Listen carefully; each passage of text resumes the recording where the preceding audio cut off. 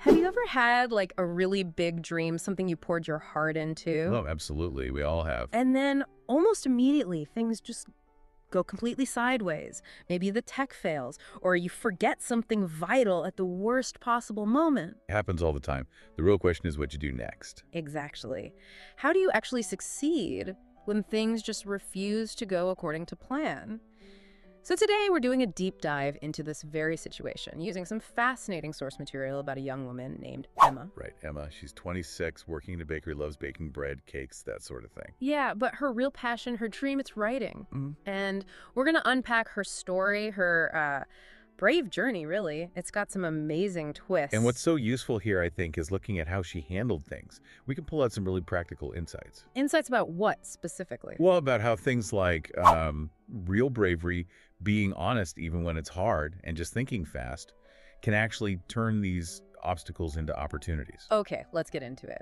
So Emma sees her dream job advertised online. Assistant writer, right. Travel magazine, New York City is the big leagues for her. Totally. She gets super excited, writes her resume, polishes it, sends it off, and then bam, gets an email just a few days later. The callback. Yep. We'd like to meet you Monday morning, 9 a.m. in New York. Wow. Okay. And she lives 6 hours away. 6 hours away.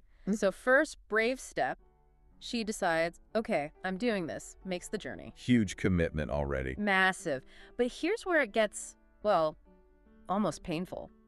She arrives, gets to the interview room, takes a deep breath, Uh-oh. I sense something coming. and realizes she forgot her resume, just left it behind. Oh no. That feeling, your stomach just plummets. Right. Most people, I think, would just freeze up. Right. Or, try to mumble some excuse. Absolutely. Panic mode. But what did she do? That's the interesting part. She chose radical honesty. Just straight up said, I am so sorry I forgot my resume. Wow. Okay.